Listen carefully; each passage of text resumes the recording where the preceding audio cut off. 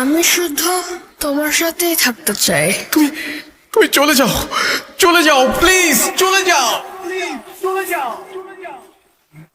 Mood.com with Russell.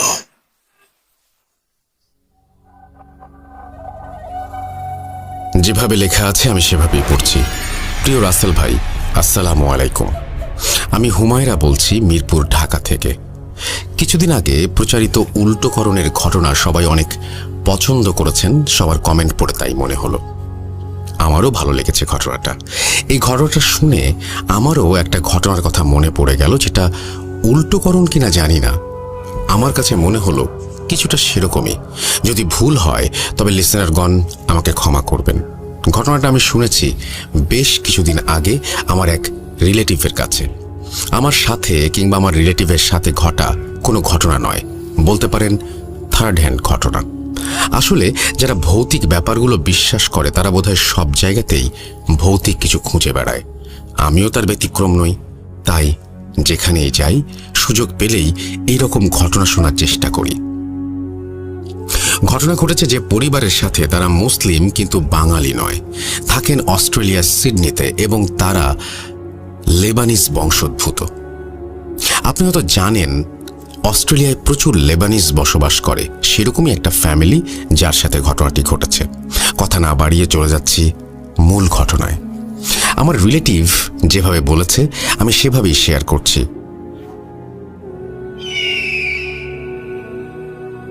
সাদি তার wife এবং ছেলেকে নিয়ে সিডনিতে থাকতেন অনেক বছর ধরে। যখন সাদি সিডনিতে আসেন তখন ওনার বয়স ছিল 25 বছর।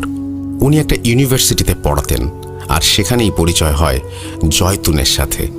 জয়তুন এবং আজিজা ছিল কাজিন, তারাও একই ইউনিভার্সিটিতে পড়তেন। সাদির সবসময়ই জয়তুনকে অনেক ভালো লাগতো, আর সেই কথা একদিন সে আজিজাকে বলে। আজিজাকে রিকোয়েস্ট করে যেন জয়তুনকে এই ভালোবাসার কথাটা সে জানিয়ে দেয়। কিছুদিন পার হয়ে গেল, কিন্তু জয়তুনের কাছ থেকে হাঁ বা না সূচক কোনো উত্তর না আসায় সাহস করে উনি নিজেই জয়তুনকে মনের কথা বলে দিলেন। জয়তুন কোনো প্রকার ভনিতা ছাড়াই হ্যাঁ সূচক জবাব দিল। এরপর কিছুদিন পার হয়ে যায়। একদিন কথা প্রসঙ্গে জয়তুনকে সাদি জিজ্ঞেস করল, তুমি এত সহজে রাজি হয়ে যাবে আমি বুঝতে পারিনি। আজিজা কি তোমাকে আমার বিষয়ে কিছু বলেছিল? জয়তুন অবাক হয়ে বলল, তুমি কি বলছো? আজিজা আমাকে কি বলবে? কেন? আমাদের বিষয়? আমি আজিজাকে দিয়ে তোমার কাছে প্রস্তাব পাঠিয়েছিলাম। কই, ও তো আমাকে কিছু বলেনি। দুজনে একটু অবাক হলো এবং সাদি বলল, বাদ দাও, আমরা দুজন একসাথে আছি, এটাই বড় কথা। আগেই বলেছি আজিজা এবং জয়তুন সম্পর্কে বোন হওয়ায় ওরা একই বাসায় থাকতো। বছরখানেক পর সাদির পড়াশোনা কমপ্লিট হয়। এরপর তাদের রিলেশনের বিষয়টি তাদের ফ্যামিলিতে জানালো এবং বলল, আমরা বিয়ে করতে চাই। দুজনের ফ্যামিলি ওদের সম্পর্ক মেনে নিল এবং বিয়ের ব্যবস্থা করে দিল। এর বছরখানেক পার হতেই তাদের একটা ছেলে হলো। সাদি একটি প্রাইভেট প্রতিষ্ঠানে চাকরি করত এবং শুক্রবারে সিডনির একটা মসজিদে ইমামতি করত। অস্ট্রেলিয়ার সিডনিতে অনেক জায়গায় মসজিদগুলোতে লেবানিজ বা বাঙালি প্রভাব আছে। উনি যেহেতু ভালো কোরআন তেলাওয়াত করেন এবং ধর্ম সম্পর্কে ভালো ধারণা ছিল, তাই ওনাকে সবাই শুক্রবার জুম্মার নামাজ পড়ানোর অনুরোধ করেছিল এবং সেই থেকে উনি কন্টিনিউ করে আসছিলেন। ওনার আরও একটি বৈশিষ্ট্য ছিল, যেটা বংশক্রমে পাওয়া। জিনে ধরা মানুষের তদবির করতে পারতেন তিনি। উনি প্রফেশনালি করতেন না, কিন্তু মাঝে মাঝে এটা করতেন নিতান্ত কারো অনুরোধ থাকলে, এবং ওনার কিছু আধ্যাত্মিক ক্ষমতা ছিল সে কারণেও। সাদি যে অফিসে চাকরি করত সেখানেই কোইন্সিডেন্টালি আজিজারও চাকরি হয়ে যায়। চাকরির সুবাদে প্রতিদিনই আজিজার সাথে সাদির দেখা হয়ে যেত। একদিন কথা প্রসঙ্গে সাদি আজিজাকে জিজ্ঞেস করল, তুমি জয়তুনকে আমার কথা কিছু বলনি? এই কথা শুনে আজিজা রহস্যময় এক হাসি দিয়ে চলে গেল। সেদিন আর জানা হলো না। পরের দিন শুক্রবার সাদি জুম্মার নামাজ পড়ানোর পর মসজিদ সংলগ্ন কবরস্থানের কাছে এসে বাসায় যান। ওই বাসায় তার পরিচিত একজন গোরখোদক, যিনি কিছুটা অসুস্থ ছিলেন। লিসেনার গোরখোদক সম্পর্কে আগেও আশা করি শুনেছেন, তারপরেও বলি, যিনি কবর খোঁড়ার কাজ করেন তাকে গোরখোদক বলা হয়। এই লোকের নাম ছিল আসগর আলী। তো ঘরের কাছাকাছি যখন পৌঁছান তখন যে অবাক করা বিষয়টা ঘটে সেটা দেখার জন্য আসলে সাদি মোটেও প্রস্তুত ছিলেন না। উনি দেখতে পান ওই ঘর থেকে আজিজা বের হয়েছে আর সাদিকে দেখার পর দ্রুত ওই স্থান থেকে চলে যাচ্ছিলেন। কয়েকবার ডাক দেবার সত্ত্বেও আজিজা কোনো রেসপন্স করেনি। আসগরের বাসায় যাওয়াটা অস্বাভাবিক বিষয় না, বিষয়টা হলো ওই লোক সাদির পরিচিত, কিন্তু আজিজা কেন ওই লোকের কাছে গেল? উনি কালো জাদু, জিন, ভূত জাতীয় সমস্যা এবং কবর খোঁড়ার কাজ ছাড়া তো কিছু করেন না। আজিজার বিষয়ে মনে এক প্রকার শঙ্কা নিয়ে সাদি আসগরের বাসায় প্রবেশ করলেন। আসগরকে জিজ্ঞাসা করেন ওই মহিলা কি কারণে এখানে এসেছিল। প্রথমে উনি এ বিষয়ে কিছু বলতে চাননি, পরে অনেক অনুরোধ করার পর একটি কাগজ দেখান। তো সাদি যেহেতু এই বিষয়ে জানেন, তিনি সহজেই বুঝতে পারেন আজিজা কি চাচ্ছে। ভয়ানক বিষয় হচ্ছে ওখানে ওনার নিজের নাম মেনশন করা ছিল এবং মেসেজটি দিয়ে বোঝানো বা চাওয়া হয়েছে যেন তার এবং জয়তুনের সম্পর্ক ভেঙে যায়। বিষয়টি দেখে উনি খুব কষ্ট পান এবং অবাক হন। এরপর উনি আসগরকে অনুরোধ করেন, আপনাকে আজিজা যে টাকা দিয়েছে তার ডাবল টাকা দেব, আপনি এটা করবেন না। আমি আমার স্ত্রীকে অনেক ভালোবাসি।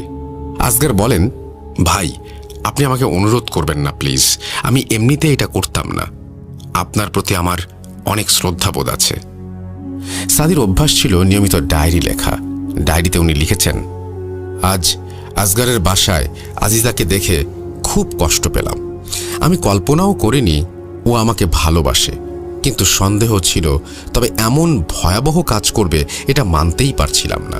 ও আমার এবং জয়তুনের সংসার ভেঙে দেবার জন্য ব্ল্যাক ম্যাজিক করার চেষ্টা করছিল। ওর সাথে কাল কথা বলতে হবে। কিছুক্ষণ পর জয়তুন রুমে প্রবেশ করে দেখল টেবিল ল্যাম্পটি জ্বলছে, কিন্তু সাদি রুমে নেই। এরপর কাছে গিয়ে ল্যাম্পটা বন্ধ করার সময় হঠাৎ চোখে পড়ল খুলে রাখা ডায়েরিটা। এরপর সে লেখাটা কৌতূহল বশত পড়ে ফেলল। সেসব কি দেখছে নিজেকে কন্ট্রোল করতে পারল না জয়তুন। প্রচণ্ড রাগ, কষ্ট, ঘৃণা কাজ করছিল তার মনের ভেতর। ওর অভ্যাস ছিল সবকিছু বাবাকে শেয়ার করা, কারণ আসলে ওর বাবা ছাড়া আর কেউ নেই। বাবা শুধু বাবাই নয়, ওর বন্ধু, তাই সে কারণেই শেয়ার করা।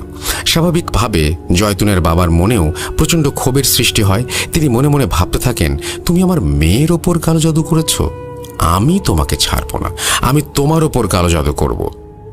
এরপর যেরকম প্ল্যান করেছিল সেরকম বড় একজন তান্ত্রিকের কাছে যান তারা এবং সবকিছু খুলে বলেন। তান্ত্রিক বলল, আপনি ব্ল্যাক ম্যাজিক করতে চান?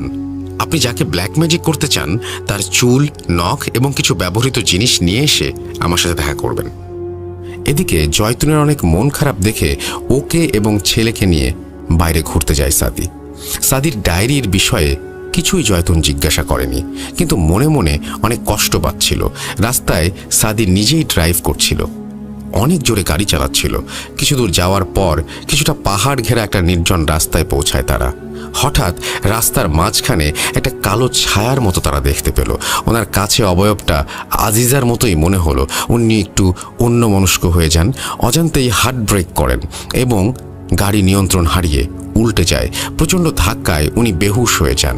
কিছু সময় পর যখন হুঁশ ফিরে আসে, উনি দেখতে পান তার প্রাণপ্রিয় ছেলে এবং জয়তুন পড়ে আছে রাস্তায় রক্তাক্ত অবস্থায়।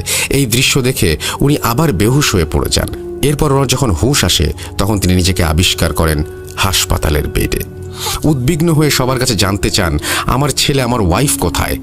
ওনার বাবা জানান, ওরা আর বেঁচে নেই। তোমাদের মসজিদের কাছে যে কবরস্থান আছে ওখানে দাফন করা হয়েছে। এরপর হসপিটাল থেকে বেরিয়ে বাসায় না গিয়ে কবরস্থানে যান তিনি এবং স্ত্রীর কবর জিয়ারত করেন। হঠাৎ উনি দেখতে পান ওনার ছেলে ওনার পাশে বসে আছে। আবেগে উনি ছেলেকে জড়িয়ে ধরেন। এমন সময় চোখ পড়ে আসগরের দিকে। আসগর কেমন যেন ভয়ার্ত চোখে তার দিকে তাকিয়েছিল। কাছে ডাকতে আসগর তাকে প্রশ্ন করে, ভাই আপনি কার সাথে কথা বলছেন? উত্তরে সাদি বলেন, কেন, আমার ছেলে। আসগর খুব অবাক হয়ে বলে, আপনার ছেলে তো মারা গেছে, আপনার পাশে তো কেউ নেই। আমি নিজে তার কবর খুঁড়েছি। ভাই আপনার কি হয়েছে? এরপর আসগর সাদিকে প্রশ্ন করেন, আপনি তো এসব বিষয়ে অনেক ধারণা রাখেন, আপনার কি মনে হয় আপনার ছেলে আর ভাবির মৃত্যু কি স্বাভাবিক? আমার কাছে কিন্তু মনে হয় না। আমি আপনাদের পিছনে একটি কালো ছায়া দেখতে পেয়েছিলাম, যেটা ছিল ভাবির। সাদিরও সেই কথাই মনে হচ্ছিল। আসগরের সাথে কথা না বাড়িয়ে উনি বাড়ির দিকে যাচ্ছিলেন আর মনে মনে ভাবছিলেন, তাহলে কি আজিজা অন্য কোনো মাধ্যমে কাজ করিয়েছে, যার ফলেই আমার ছেলে এবং ওয়াইফ মারা গেল? এদিকে জয়তুনের বাবা পাগল প্রায় তার একমাত্র কন্যা এবং নাতনির বিদায়ে। এবার সে দৃঢ় প্রতিজ্ঞাবদ্ধ হলো আজিজার বিষয়ে, কারণ এবার সে নিশ্চিত এ কাজ আজিজা ছাড়া কেউ করেনি। দুদিন পরেই সে তান্ত্রিকের কাছে তার চাওয়া জিনিসগুলো নিয়ে উপস্থিত হয় আর তাকে জানায় তার মেয়ে অ্যাক্সিডেন্টের ঘটনা। তান্ত্রিক বললেন, এবার কোনো জিন নয়, আপনার মেয়ে কারিনকে দিয়েই ওকে শাস্তি দেওয়াতে পারেন। যদি আপনি আজিজার এই সমস্ত জিনিসগুলো আপনার মেয়ের লাশের মুখের ভেতর দিয়ে সেলাই করে দিতে পারেন, এবং আরও কিছু রিচুয়াল আছে যেগুলো করলে পরে কারিন বসে আসবে। উনি কথা মতো সব কাজ করলেন। সত্যি কথা বলতে, একজন ইনোসেন্ট মানুষ তার আপনজন হারালে কতটা অ্যাগ্রেসিভ হতে পারে তার জলজান্ত প্রমাণ হলো জয়তুনের বাবা। তাই ভয়ঙ্কর কাজ তার মতো মানুষের পক্ষে অনেক কঠিন ছিল, কিন্তু মেয়ের মৃত্যুর প্রতিশোধের কাছে বিষয়টি নিতান্তই নগণ্য ছিল। তান্ত্রিক জয়তুনের বাবাকে বললেন, আপনার সব কাজ শেষ, এখন বাড়ি যেতে পারেন, এখন শুধু অপেক্ষার পালা। কারিনদের সম্পর্কে হয়তো কম বেশি সবাই জানেন। কারিনরা সবসময় অপেক্ষায় থাকে কখন মানুষ তাকে ডাকে এবং নিজের ঈমান নষ্ট করে। কারিনদের কাজই হচ্ছে মানুষকে ধোঁকা দেওয়া। যুগে যুগে কারিনরা ধোঁকা দিয়েছে এবং ভবিষ্যতে পৃথিবী ধ্বংস হওয়া পর্যন্ত তারা মানুষকে ধোঁকা দিয়ে যাবে। এরপর কিছুদিন পার হয়, সাদি কিছুটা স্বাভাবিক হন এবং অফিসে নিয়মিত যাতায়াত শুরু করেন। আজিজার সাথেও দেখা হয়। তিনি ওকে প্রায়ই বলতেন, কাজটা তুমি কেন করলে? আজিজা অবাক হলো আর বলল, কোন কাজ? তুমি কেন জয়তুন এবং আমার ছেলের এত বড় ক্ষতি করলে? বিনিময়ে তুমি কি পেলে? আমাকে কি পাবে বলে মনে হয়? কখনোই না। আজিজা বলল, এগুলো আপনি কি বলছেন? আমি তো কিছুই করিনি। করতে গিয়েছিলাম, কিন্তু আপনাকে দেখে অনেক বেশি লজ্জিত হয়েছিলাম, তাই আর কিছুই করিনি, এবং আসগর ভাইও আমাকে কিছু জানায়নি। আজিজা মন খারাপ করে অফিস থেকে বাসায় ফিরছিল নিজেই ড্রাইভ করে। ফেরা পথে একটি টানেল পার হতে হয় তার সব সময়। আজ টানেলের ভেতর প্রবেশ করতে হঠাৎ গাড়িটা বন্ধ হয়ে যায়। বিষয়টা খুব অবাক করা ছিল, কারণ গাড়ির সব কিছুই ঠিকঠাক ছিল এবং ট্যাঙ্ক ফুল ছিল। গাড়ি তো বন্ধ হয়ে যাওয়ার কথা না। এরপর ওনার ফ্রেন্ডকে ফোন করে লোকেশনটা জানালো এবং বলল, আমাকে একটু পিক করতে পারবা? কিছু সময় পার হয়ে যায়, কিন্তু কোনো গাড়িও আশেপাশে দেখা যাচ্ছিল না যে কারো লিফট চাইবে। তবুও চেক করার জন্য যখনই ডোর খুলে বাইরে পা দিল, কেমন একটা ভারী ফিল হতে লাগলো। গা শিউরে উঠল। ভয়ে ভয়ে গাড়ির পেছনের ব্যাগডালা খুলতে যাবে, তখনই টক টক করতে করতে একটা ছোট বল এসে তার পায়ের কাছে থামলো। উনি ভয়ে ভয়ে বলল, এনিবডি হিয়ার? কোথাও থেকে কোনো রেসপন্স আসলো না। এবার বলটার দিকে তাকালো এবং বোঝার চেষ্টা করলো বলটা কেমন যেন পরিচিত লাগছে। মনে পড়ল, এটা তো জয়তুনের ছেলের বল। এটা এখানে কিভাবে আসলো? তৎক্ষণাৎ তার পায়ের আওয়াজ পেতেই মুখ তুলে তাকাতেই দেখতে পেল জয়তুনের ছেলেকে। তার সেই সুন্দর মুখটা থ্যাতলানো অবস্থায় গুটি গুটি পায়ে এগিয়ে আসছে তার দিকে। ওহ, কি ভয়ঙ্কর দৃশ্য! কোনো কিছু না ভেবে এক দৌড়ে গাড়িতে এসে দরজা লাগিয়ে দিল এবং ভয়ে কাঁপতে লাগলো এবং বলতে লাগলো, এটা আমি কি দেখলাম? হে আল্লাহ, আমাকে ক্ষমা করো। যা দোয়া জানে সব পড়তে শুরু করলো এবং দোয়া পড়তে পড়তে অজ্ঞান হয়ে পড়ল। এরপর ওনার বন্ধু এসে ওনাকে সেখান থেকে উদ্ধার করে সেন্সলেস অবস্থায়। আসলে এরকম সিচুয়েশনে না পড়লে ব্যাপারটা কতটা ভয়ঙ্কর সেটা বোঝা মুশকিল। ওই দিন থেকে এরকম ইনসিডেন্টস তার সাথে সবসময় ঘটতেই লাগলো, যা তাকে আস্তে আস্তে মানসিকভাবে বিপর্যস্ত করে ফেলল। সবসময় তার আশেপাশে জয়তুন বা তার ছেলেকে দেখতে পেত। সে সবসময় শুধু একা চিৎকার করে বলতো, জয়তুন, আমি তোর কোনো ক্ষতি করিনি, আমাকে ছেড়ে দে। আস্তে আস্তে আজিজা তার মানসিক ভারসাম্য হারিয়ে ফেলে এবং জয়তুনের বাবাকে বা আশেপাশে যেই আসতো তাকে আঘাত করত, এমনকি মাঝে মাঝে কামড়ে দিত। অফিস যাওয়া বন্ধ করে দিয়েছে অনেক দিন আগেই। একসময় তার চাকরি চলে যায়। সাদি কিছুই জানে না কি হয়েছে আজিজার। সে ফোন করে তার শ্বশুরকে আজিজার খবর জানায়। শত হলেও তার স্ত্রীর কাজিন এবং কলিগ। জয়তুনের বাবা জানায় তার করুণ অবস্থার কথা। শুনে সাদি আজিজাকে দেখতে যায়। এ কি হয়েছে, এ কোন আজিজা, এত ভয়ানক লাগছে কেন, তাকে দেখে যে কেউ আঁতকে উঠবে। সাদির যেহেতু এই সব বিষয়ে পূর্ব ধারণা আছে, তাই সে সহজেই বুঝে যায় কি সমস্যা। এটা যে কোনো শারীরিক অসুস্থতা নয় সেটা তার কাছে স্পষ্ট। তার উপর কালো জাদু করা হয়েছে। ওই দিন সে বাসায় ফিরে আসে, আর পরের দিন সে আসগরকে নিয়ে ওর কাছে যায়। সাদি দোয়া পড়ে জিন হাজির করে। জিন জানায় কি হয়েছে বিষয়টা। তার উপর কারিন চালান করা হয়েছে। কারিন কে চালান করেছে এটা জিন স্পষ্টভাবে না বলেই চলে যায়। তবে যাওয়ার সময় বলে যায় যে করেছে সে তোমাদের এই ঘরেই আছে। সবকিছুই দেখছিলেন জয়তুনের বাবা। তার মনে খুব অপরাধ বোধ হতে থাকে, কিন্তু কিছুই বলেন না। এদিকে সাদি কনফিউজড হয়ে যায় এবং আসগরকে প্রশ্ন করে, তুমি করেছো এই কাজ? কে তোমাকে দিয়ে করিয়েছে? আসগর পুরো অবাক হয়ে যায় এবং বলে, এগুলো আপনি আমাকে কি বলছেন? আমি যদি করতাম তাহলে কি আপনার সাথে আসতাম? দুজনের বাক বিতণ্ডা দেখে জয়তুনের বাবা বলেন, তোমরা থামো, আমি বলছি ওর ওপর কালো জাদু আমি করেছি। তুমি ডায়েরিতে কি লিখেছিলে মনে আছে? ওই লেখাটা জয়তুন পড়েছিল এবং আমাকে জানিয়েছিল। এরপর জয়তুন মারা যায়। আমার পুরোপুরি ধারণা ছিল আজিজা ওর ওপর কালো জাদু করেছে, তাই ওভাবে মারা গিয়েছে। সাদি বলল, আপনার ধারণা পুরোপুরি ভুল ছিল। জয়তুনের ওপর কালো জাদু আজিজা করেনি। এরপর জয়তুনের বাবা নিজের ভুল বুঝতে পারে আর সেই তান্ত্রিকের কাছে যায় জাদু সরিয়ে নেওয়ার জন্য। কিন্তু তান্ত্রিক জানায় এখন আর কোনো উপায় নেই। কারিন তাকে পুরোপুরি ক্যাপচার করে ফেলেছে, আর সরানো সম্ভব না। এরপর আজিজার পাগলামির মাত্রা বেড়ে যেতে থাকে এবং তাকে সিডনিতে একটি মানসিক হাসপাতালে ভর্তি করিয়ে দেওয়া হয়। জানা যায় ওখান থেকে কোনো এক রাতে সবার চোখকে ফাঁকি দিয়ে আজিজা কোথাও চলে গেছে। ঘটনার এন্ডিংটা সবসময় আনন্দের হয় না। এটারও তাই। কালো জাদু যে সবসময়ই মানুষের জীবন তছনছ করে দেয়, এখানেও তার ব্যতিক্রম নয়। সব রহস্যের উত্তর পাওয়া গেলেও একটা রহস্যের জট অজানাই রয়ে গেল। সেটা হলো, কেনই বা সাদি ওই দিন রাস্তায় আজিজাকে দেখতে পেয়েছিল? জয়তুনের অ্যাক্সিডেন্টটা কি স্বাভাবিক ছিল, নাকি তার ওপর কালো জাদু করা হয়েছিল? যদি করা হয়েই থাকে তাহলে কে করেছে? এই প্রশ্নটা লিসেনারদের কাছে ছুড়ে দিলাম। জানি না কেমন লেগেছে আমার ঘটনাটা আপনার এবং লিসেনারদের কাছে। যদি সামান্য ভালো লেগে থাকে প্রচার করবেন আশা করি। আমাকে গোলাম রাব্বি প্রায় সবসময়ই লিখতে বলেন, কিন্তু আমার কাছে মনে হয় আমি গুছিয়ে লিখতে পারি না। ভূত.com-এর রোমান, সাবিত, তুষার ভাই আরও যারা আছেন তারা সবাই অনেক সুন্দর করে গুছিয়ে লেখেন। তাদের লেখা দেখলে বা শুনলে সাহস পাই না। এবারে লেখাটা অ্যাডমিন সেজুতি আপুর জন্য লিখলাম। এই বলে তিনি তার নাম দিয়েছেন হুমায়রা বিনতে কবির, এবং থ্যাংক ইউ ভেরি মাচ আপনার এই ঘটনাটি পাঠানোর জন্য। এবং আমি বিশ্বাস করি যে আপনাদের কাছেও এরকম ঘটনা অসংখ্য রয়েছে। সেই ঘটনাগুলো আমাদের কাছে পাঠিয়ে দিন। আমরা অপেক্ষায় আছি আপনাদের ঘটনার। আমাদের ইমেল অ্যাড্রেস তো আপনাদের জানাই আছে, তারপরে আরও একবার মনে করে দিই। আমাদের ইমেল অ্যাড্রেস হচ্ছে russell.booth.com@gmail.com। আপনার নাম, ঠিকানা এবং ফোন নাম্বার সহ দ্রুত পাঠান আপনার ঘটনা। আমরা অপেক্ষায় থাকলাম। আমরা আশা করছি যে আমাদের ফেসবুক পেজটা আপনারা ভিজিট করবেন। এবং এই যে ঘটনাটা, এই ঘটনাটাতে আমারও কিছু প্রশ্ন রয়েছে। সব ঘটনা শোনার পরেই কিছু কিছু প্রশ্ন থেকেই যায়, এবং এই ঘটনাটার আমার ধারণা যে এখনও শেষ হয়নি। এই ঘটনাটার বাকি অংশ আছে, আমি বলবো যদি আপনারা জোগাড় করতে পারেন বা সেটা জানতে পারেন তাহলে ঘটনাটা কমপ্লিট হবে।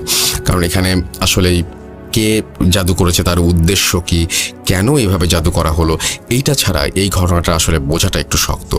তো আমার কাছে মনে হয় যে এটা যদি আপনারা জানেন তাহলে নেক্সট যে এপিসোড, সেই এপিসোডে আপনারা এটা শেয়ার করতে পারেন। কারণ এখানে সবচেয়ে বড় প্রশ্ন যে সব কিছুই কিন্তু কোনো কিছুর কোনো সমাধান হয়নি। কেউ একজন আক্রান্ত হয়েছে, সে মারা গেছে, আর একজন অ্যাসাইলামে চলে গেছে মেন্টাল পেশেন্ট হিসেবে। তো সব কিছুই একটু এলোমেলো, কিন্তু এই ঘটনাগুলো কে ঘটলো, কেন ঘটলো, এই জিনিসগুলো নিশ্চয়ই এই ঘটনার মধ্যে জানালে এটা চলমান ঘটনা, সেই ব্যাপারটা একটু আমাদের একটু কাইন্ডলি ক্লিয়ার করবেন। আমি চলে যাব আমাদের পরবর্তী ঘটনায়।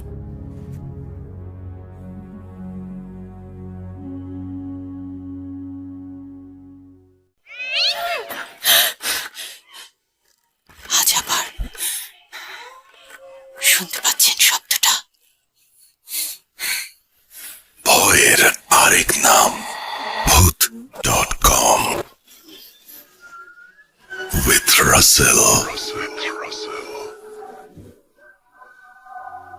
যেভাবে লেখা আছে আমি সেভাবেই পড়ছি। আসসালামু আলাইকুম রাসেল ভাই ও ডিয়ার লিসেনার্স, আমি মোহাম্মদ সাবিত আলম, লিখছি ময়মনসিংহ বিভাগ থেকে।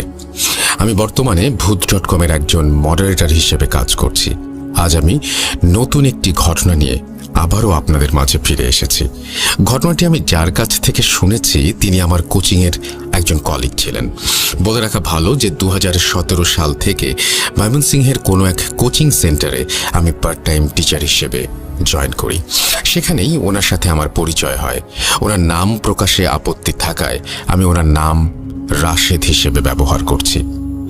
2019-এর পর কোনো এক কারণে কোচিং ছেড়ে দিই আমি। রাশেদ ভাইও কিছুদিন পর কোচিং ছেড়ে ঢাকায় চলে যান, কিন্তু ওনার সাথে আমার যোগাযোগ ছিল। উনি ভূত.com-এর বড় একজন ফ্যান। আমি মডারেটর হবার পর আমাকে উনি বলেছিলেন যে উনি যখন ময়মনসিংহে আসবেন আমাকে ওনার লাইফের একটি ঘটনা বলবেন। রাশেদ ভাই বয়সে আমার থেকে 2-3 বছরের বড় হবেন। লাস্ট কয়েক মাস আগে ওনার একটি চাকরির ইন্টারভিউ ময়মনসিংহে হওয়ায় উনি ময়মনসিংহ আসেন, আর আমি ওনার সাথে দেখা করে ঘটনা শোনার সুযোগ পেয়ে যাই। আমি রাশেদ ভাইকে নিয়ে ময়মনসিংহের কাচারি ঘাটের কাছের একটি চায়ের দোকানে বসে ওনার সাথে নিয়মিত জীবনের খোঁজ খবর নেবার পর্ব শেষ করে ওনাকে আমি আচমকাই বলে বসি, ভাই আপনি না আমাকে ঘটনা বলবেন বলেছিলেন, আজকে বলেন।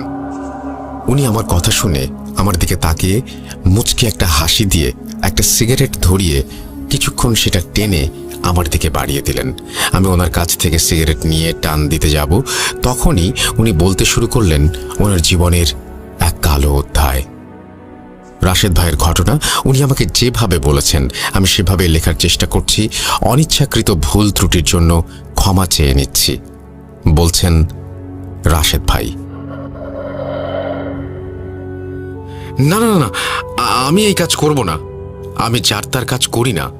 আমি সেই জায়গাতেই যাই যেই জায়গায় আমাকে প্রয়োজন। তোর পরিবার বা তোর বোনের সুস্থতার উসিলা হবার নির্দেশ যদি আমি পাই তবেই আমি যাব কাজ করতে। আমার কাছে কেউ আসে না, আমি নিজে সেখানে যাই যেখানে উসিলা হিসেবে আমাকে প্রয়োজন হয়। বলছিলেন হুজুর। হুজুরের মুখ থেকে এসব কথা শুনে আমি আর আমার বন্ধু মাহিন হতাশ হয়ে সেখান থেকে চলে আসছিলাম। মাহিন আমার কাঁধে হাত দিয়ে বলল, বন্ধু সব ঠিক হয়ে যাবে, অন্য কোনো হুজুরের কাছে যাই চল। আমার তখন কোনো হিতাহিত জ্ঞান ছিল না। যে যাই সাজেস্ট করছিল তাই করছিলাম, কোনো সুযোগ ছাড়তে চাচ্ছিলাম না। কে জানে পেয়েও তো যেতে পারি কোনো সমাধান।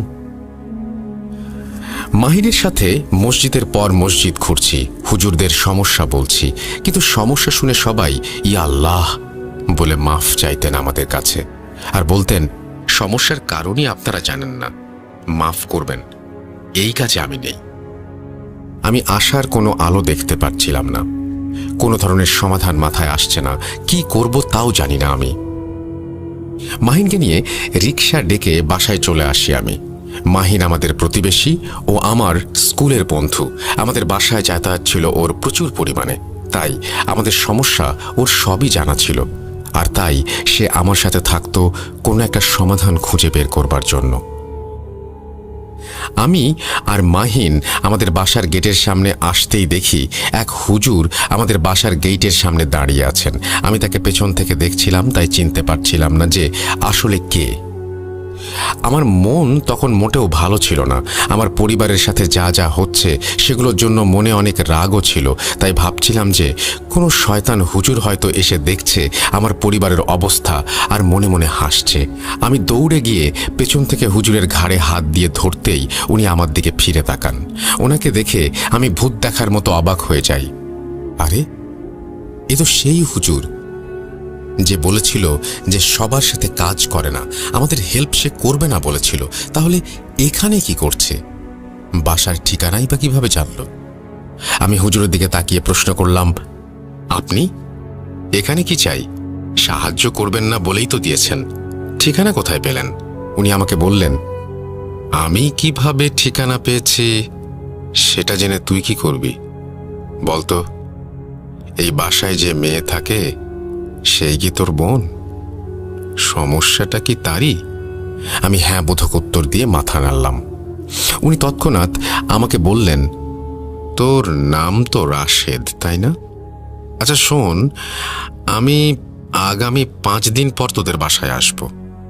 এখনো সময় হয়নি তোর বোনের চিকিৎসা করার। সময় হোক, আমি আসব, আল্লাহ ভরসা বাবা। এই বলে উনি মাহিনের দিকে তাকান আর এরপর চলে যান সেখান থেকে। আমি ওনাকে পেছন থেকে ডাকতে থাকি, আরে হুজুর, হুজুর কোথায় যান? 5 দিন পর কেন আসবেন? আরে ভণ্ড নাকি, টাকা খাবার ধান্দা। আমার কথা শেষ হতে হতে হুজুর আস্তে আস্তে দূরে চলে যেতে লাগলেন।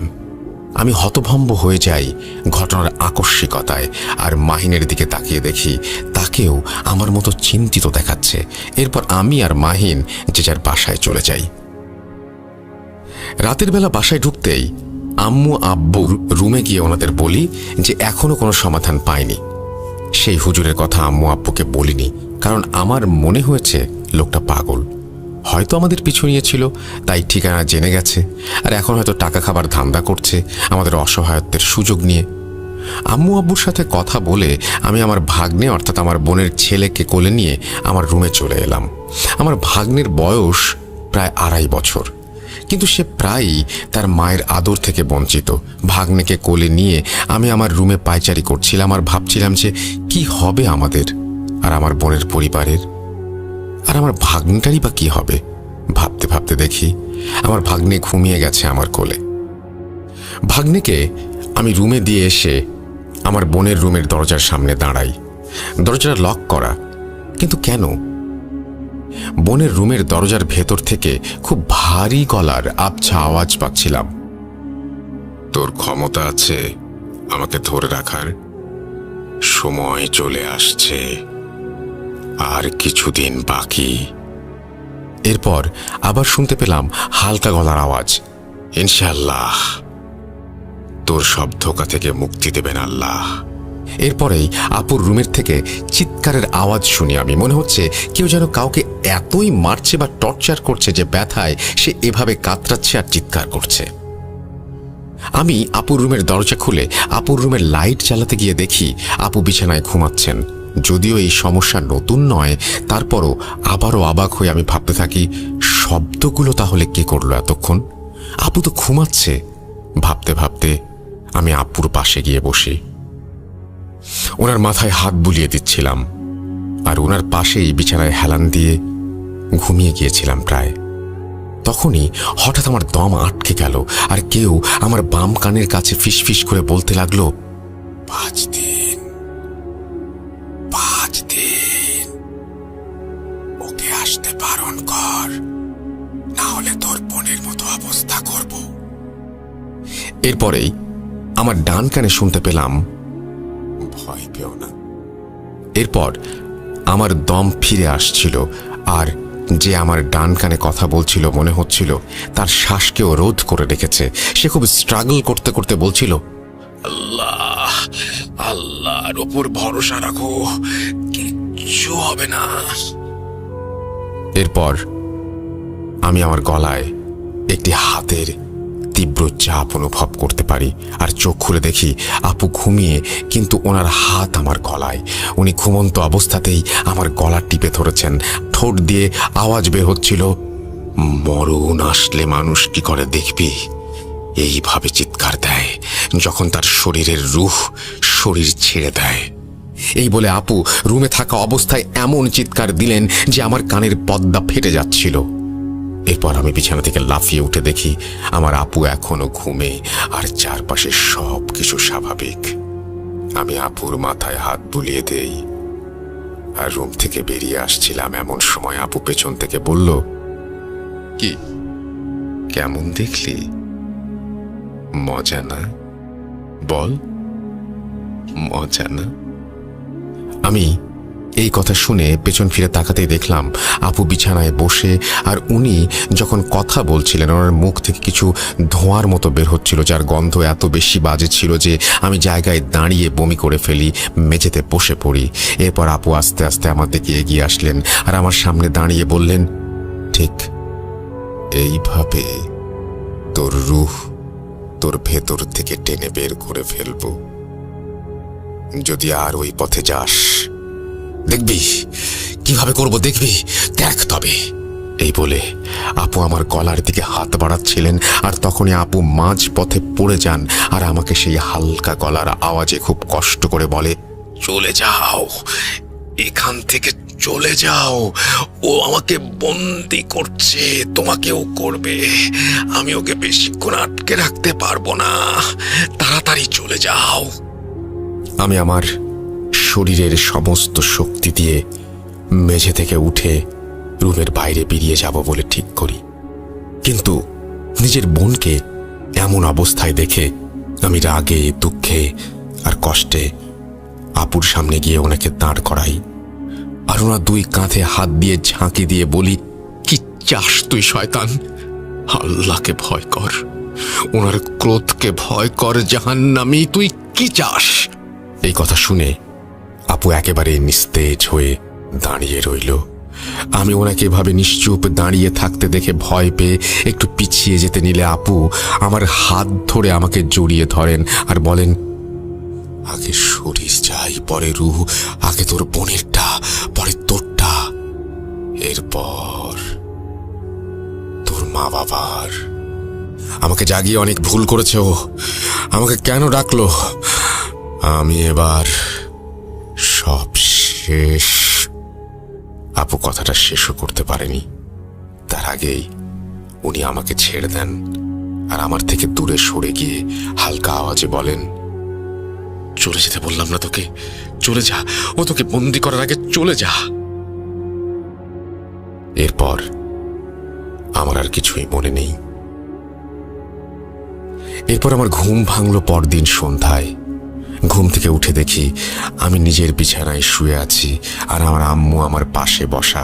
আমি আম্মুকে গতকাল রাতের কথা বললে আম্মু কান্না করতে শুরু করে দেন আর বলতে থাকেন, রাশেদ, তুই গতকাল রাতে তোর ঘরেই ছিলি, তুই এতক্ষণ আমাকে যা বললি, সকালে তোর বোন আমাকে সেইগুলোই বলল, কিন্তু তার ভাষ্যমতে রাতের বেলা সে তোর ঘরে এসেছিল, তুই ওর ঘরে যাসনি, আর তুই নাকি ওর সাথে ওই সব কথা বলেছিস যা তুই শুধুমাত্র আমাকে তোর বোনের নামে বললি, আর তুই দুই রকম আওয়াজে নাকি কথা বলছিলি।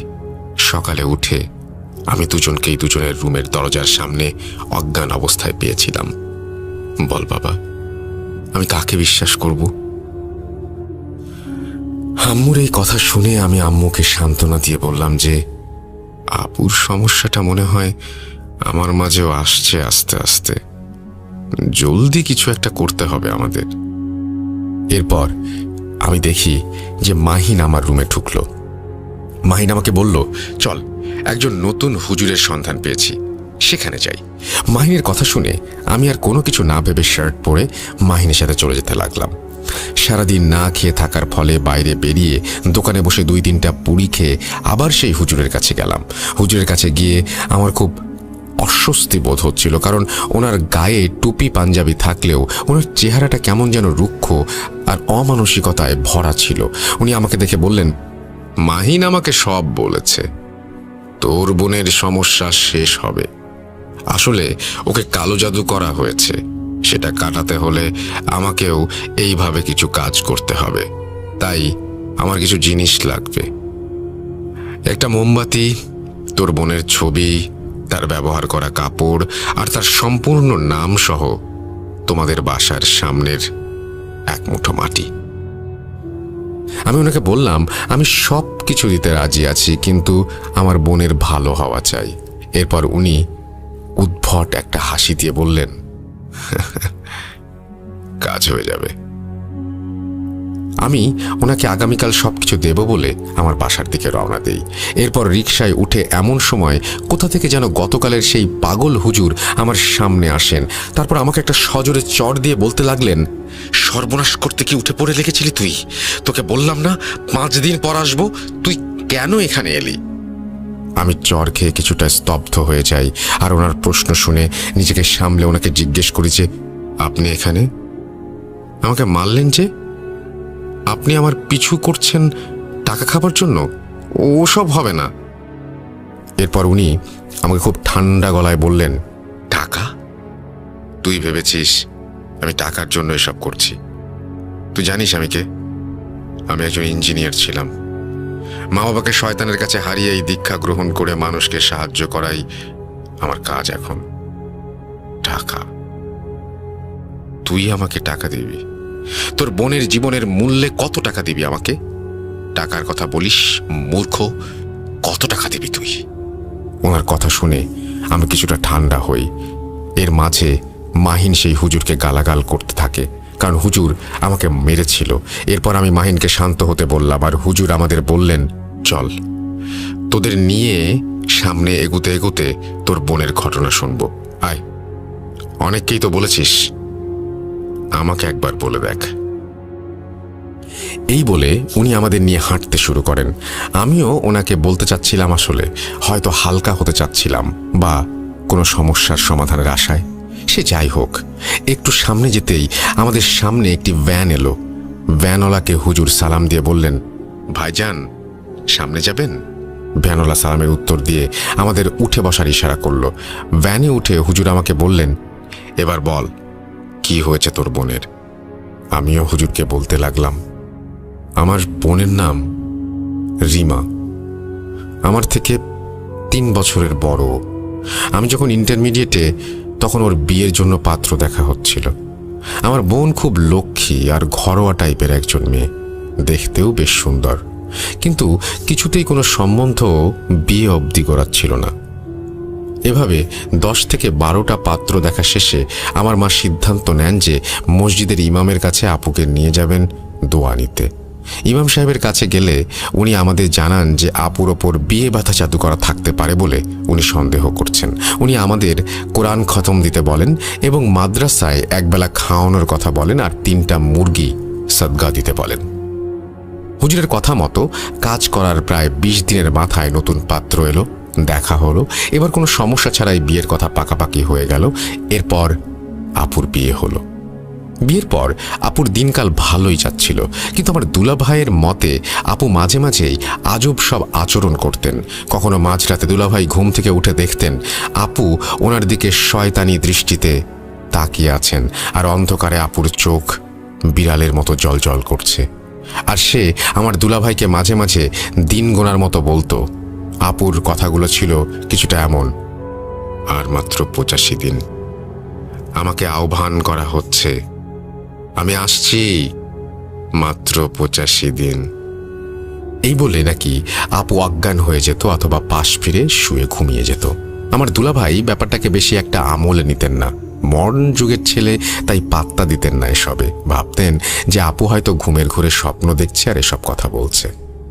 মাঝে মাঝে নাকি আপু ঘুম থেকে উঠে ফ্যাল ফ্যাল চোখে কাঁদো কাঁদো হয়ে দুলাভাইয়ের দিকে তাকিয়ে থাকতো আর বলতো, আমি আর বেশি দিন পারবো না, আপনারা দোয়া করেন যেন আল্লাহ রহম করেন। এই বলে নাকি সেও পাশ ফিরে শুয়ে ঘুমিয়ে যেত। ভাইয়া এই কথাগুলো একইভাবে পাত্তা দিতেন না, কিন্তু যত দিন যেতে লাগলো সমস্যা তত বাড়তে লাগলো। একদিন রাতের বেলা আমার দুলাভাইয়ের ফ্যামিলির সবার ঘুম ভাঙলো দুলাভাইয়ের বড় ভাইয়ের ছেলের চিৎকারে। তার চিৎকার শুনে সবাই ঘুম থেকে উঠে তাকে খুঁজতে থাকে, কিন্তু কোথাও খুঁজে পাওয়া যায় না। অনেক খোঁজার পর তাকে বাসায় না পেয়ে এলাকার আশেপাশে খুঁজে আপুর শ্বশুর বাড়ি ফিরলেন। তখন দেখলেন যে ওনার নাতি ডাইনিংয়ের মাঝে অচেতন হয়ে পড়ে আছে, আর তার মাথার মাঝে বড় করে কালো তিলক আঁকা। এরপর তাকে উঠানো হলো আর তাকে বিছানায় নিয়ে তার জ্ঞান ফেরানো হলো। সবাই তখন ওর কাছে দাঁড়িয়েছিল। সে ঘুম থেকে উঠেই আমার আপুকে দেখে জোরে চিৎকার দিয়ে কাঁদতে লাগলো। ওকে শান্ত করে সবাই যখন জিজ্ঞেস করলো যে কেন সে কাঁদছে আর কোথায় বা সে গিয়েছিল, উত্তরে সে গুছিয়ে কিছু বলতে পারেনি, কারণ তার বয়স তখন 10-এর বেশি নয়। খুব ঘুম পেয়েছিল। অগোছালো তার কথাগুলো যদি সাজানো হয় তবে তার মানে দাঁড়ায় যে রাতের বেলা বাথরুমে যাবার দরকার হলে সে বাথরুমে যাবে বলে উঠতে চাচ্ছিল। আর তখনই আমার আপু তার সামনে কোথা থেকে যেন চলে আসে। সে আপুর সাথে বাথরুমে যায়, কিন্তু আপু তাকে বাথরুমে নিয়ে গিয়ে তার হাত বেঁধে ফেলে আর একটি মোমবাতি জ্বালিয়ে পর সেটি আঙুল দিয়ে নিভিয়ে তার আঙুলে লাগা মোমবাতির কালি নাকি তার মাথায় লাগিয়েছিল, আর তাকে নাকি বলেছিল, কোরবানি বৃথা যাবে না, এই বয়সে কোরবানি হবি, তোর ভাগ্য খুব ভালো, আয় যাস না, কোথায় নিয়ে যাচ্ছিস ওকে? চলে আয়, আয়, দিয়ে যা বলছি। কতদিন এভাবে পারবি? আয় বলছি। আপুর মুখে সব শুনে নাকি সে চিৎকার দিয়ে বাথরুমেই পড়ে যায়, কিন্তু সেখান থেকে ডাইনিয়ে কিভাবে গেল তা সে জানে না। এরপর সবাই আমার আপুর দিকে প্রশ্নবোধক চিহ্ন মুখে তাকালে দুলাভাই আমার আপুকে ডিফেন্ড করার জন্য বললেন, আরে বাচ্চা যখন চিৎকার করলো তখন আমি আর রিমা দুজন মিলে একসাথে ঘুম থেকে উঠে ওকে খোঁজা শুরু করলাম না? তোমরাও তো দেখেছো, বাচ্চা হয়তো কোনো স্বপ্ন দেখেছে। দুলাভাইয়ের এই কথা শুনে কেউ কোনো প্রত্যুত্তর দিতে পারেনি। এরপর এক শুক্রবারে আমার দুলাভাই বাসায় ছিলেন। উনি মাগরিবের ওয়াক্তে মাগরিবের নামাজ পড়তে দাঁড়িয়ে গেলেন রুমে, আর বিছানায় আমার আপু ঘুমাচ্ছিলেন। ভাইয়া নামাজ পড়া শুরু করতেই নাকি আপুর ঘুম ভেঙে যায় এবং সে ভাইয়াকে ধাক্কা দিয়ে জায়নামাজ থেকে ফেলে দেয়। এরপর ভাইয়া নিজেকে সামলে নেন আর মেঝে থেকে উঠে আপুকে সজোরে চর মারতে গিয়ে দেখেন আপু সেখানে নেই, বরং আপু বিছানাতেই ঘুমাচ্ছেন। এই দেখে ভাইয়ার মনে কিছুটা সন্দেহ হয় আর উনি আবার নামাজ পড়তে বসেন, কিন্তু আশ্চর্যজনকভাবে কোনোভাবেই উনি সূরা ফাতিহা মনে করতে পারছিলেন না। কোনো সূরাই যেন ওনার মাথায় আসছিল না, কিন্তু কিছুক্ষণের মাঝেই উনি নিজেকে হালকা আর স্বাভাবিক ফিল করেন আর সূরাও মনে পড়ে যায়। ভাইয়া কোনো রকমে ফরজ নামাজ শেষ করে রুম থেকে বেরিয়ে চলে যান এবং আপুর শ্বশুর বাড়িকে বিষয়টা জানান। ওনারা ওনাদের এলাকার মসজিদের হুজুরের সাথে যোগাযোগ করলে হুজুর জানান যে নতুন বিয়ে শাদী হলে মাঝে মাঝে খারাপ নজর পড়ে মানুষের ওপর। উনি এরপর দুলাভাইদের বাসায় গিয়ে বাসা বন্ধ করে দিয়ে এসে আপুকে পানি পড়া তেল পড়া দিয়ে চলে যান। পরের দিন রাতে হুজুর আবার দুলাভাইয়ের বাসায় আসেন আর আম্মুকে বলেন, আপনার ছেলের বউয়ের ওপর একটা কালো ছায়া আছে, কিন্তু কি সেটা কেন আপনার ছেলের বউয়ের ওপর বুঝতে পারছি না। আসলে আমি কবিরাজ নই তো, তাই এসব বিষয়ে খুব বেশি জ্ঞান নেই আমার। তবে আমি কিছু কাজ করে দিচ্ছি, দেখেন যদি সমাধান হয় তবে আল্লাহর মেহেরবানি। এই বলে উনি আপুর ব্যবহারের সমস্ত কাপড় নিয়ে আসতে বলেন এবং প্রত্যেকটা কাপড়ের কোণার অংশ একটু একটু করে পুড়িয়ে দেন এবং এক বালতি পানি পড়ে সেখানে কাপড়গুলো ধুইয়ে দিতে বলেন। এরপর যাবার সময় হুজুর বাড়ি বন্ধ করে দিয়ে যান। সমস্যার সমাধান হয়ে যায়। আপুর আর কোনো সমস্যা হচ্ছিল না, ভালোভাবেই দিন কাটছিল আপুর। অনেক দিন কেটে যায় মাঝখানে। আমরা এর মাঝে খবর পাই যে আমি মামা হতে যাচ্ছি, অর্থাৎ আমার আপু প্রেগন্যান্ট। এই খুশির খবর শুনে একদিন আমি ভাবলাম আপুর শ্বশুর বাড়ি ঘুরতে যাব। এই ভেবে আমি ব্যাগ গোছানো শুরু করে দিলাম। সেই সময় মাহিন আমাদের বাসায় আসে আর আমি ঘুরতে যাব শুনে সেও আমার সাথে যেতে চায়। আসলে মাহিন আমার বন্ধু কম, ভাই বেশি ছিল, তাই আমি রাজি হয়ে যাই আর মাহিনকে নিয়ে আপুর ওখানে বেড়াতে যাই। আমি আর মাহিন কয়েকদিন আপুর বাসাতেই থেকে যাই। সব কিছু একেবারে ঠিকঠাক ছিল। 6 থেকে 7 দিন আপুর বাসায় থেকে আমি আর মাহিন ফিরে আসি। আসার সময় আপু আমার আর মাহিনের জন্য নতুন জামা কাপড় গিফট করেন আর মাহিনের বোনের জন্য এক সেট কানের দুল গিফট করেন। আমি ফিরে আসার কিছুদিন পর থেকে আপু অসুস্থ হতে লাগলেন।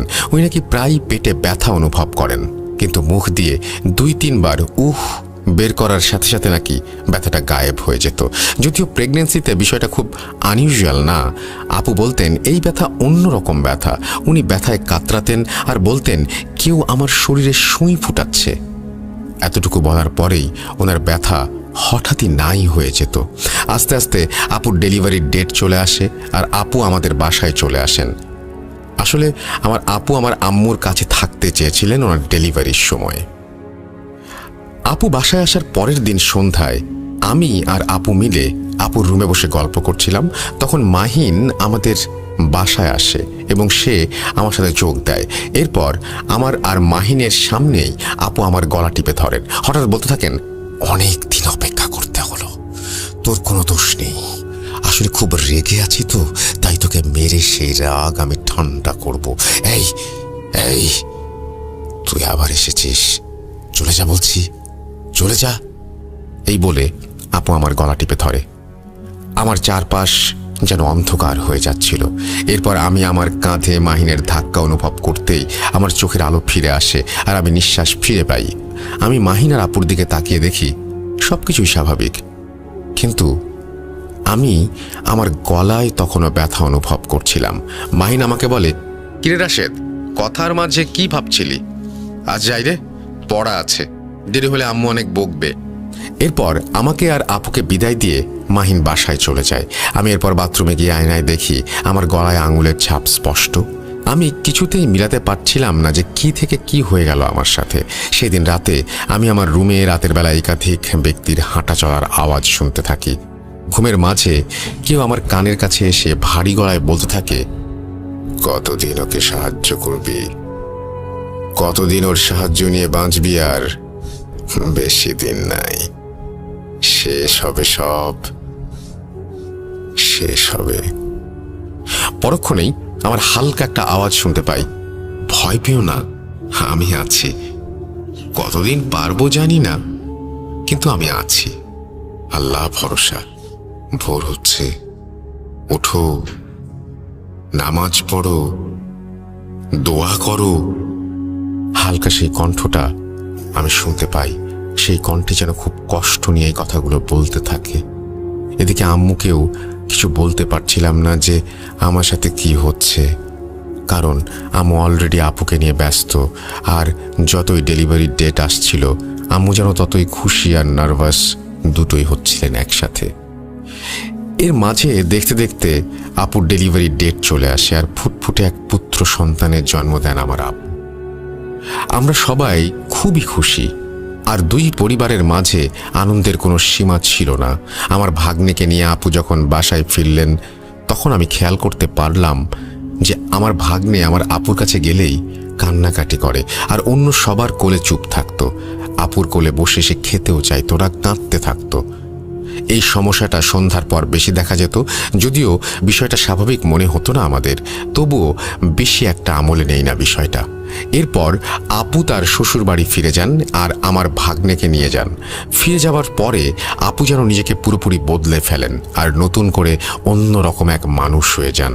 আপু সবসময় সাদা কাপড় পরতেন, রুম থেকে কখনোই বের হতেন না, খাওয়া দাওয়া করতেন না ভালো করে।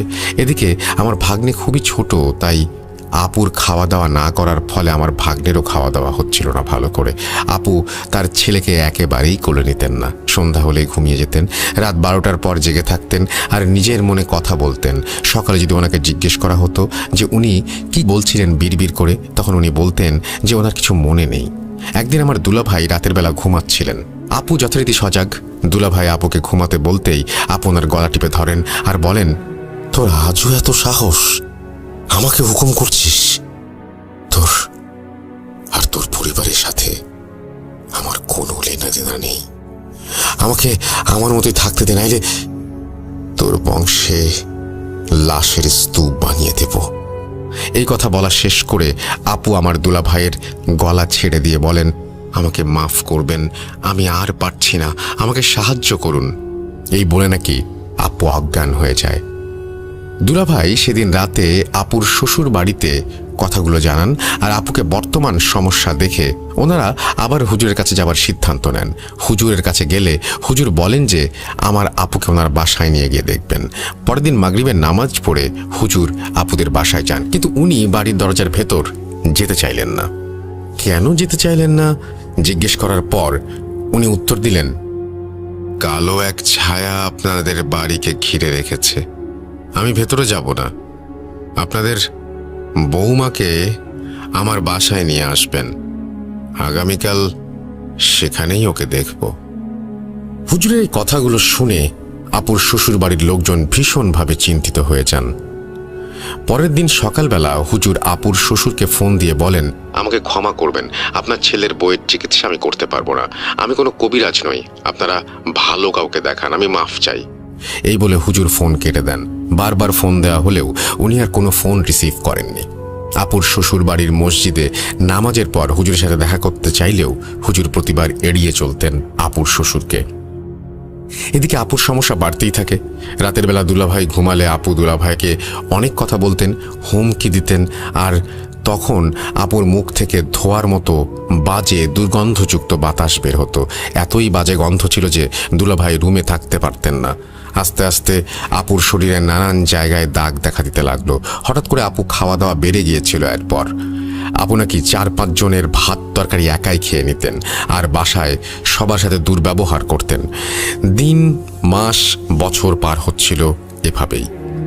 সমস্যাগুলো যেন বাড়ছিল আস্তে আস্তে, কিন্তু অনেক কবিরাজ ডাক্তার দেখিয়েও কোনো সমাধান পাওয়া যাচ্ছিল না। এদিকে আমার ভাগ্নের বয়স 1 বছরের ওপর হয়ে গিয়েছিল তখন। একদিন রাতের বেলা যখন আপুর বাসায় রান্না হচ্ছিল, তখন নাকি আপু রান্নাঘরে গিয়ে ওনার শাশুড়ি আর ভাবিকে বলছিলেন, রান্না হয়নি? আরে রান্না করে কি হবে, দেখ কিভাবে খেতে হয়।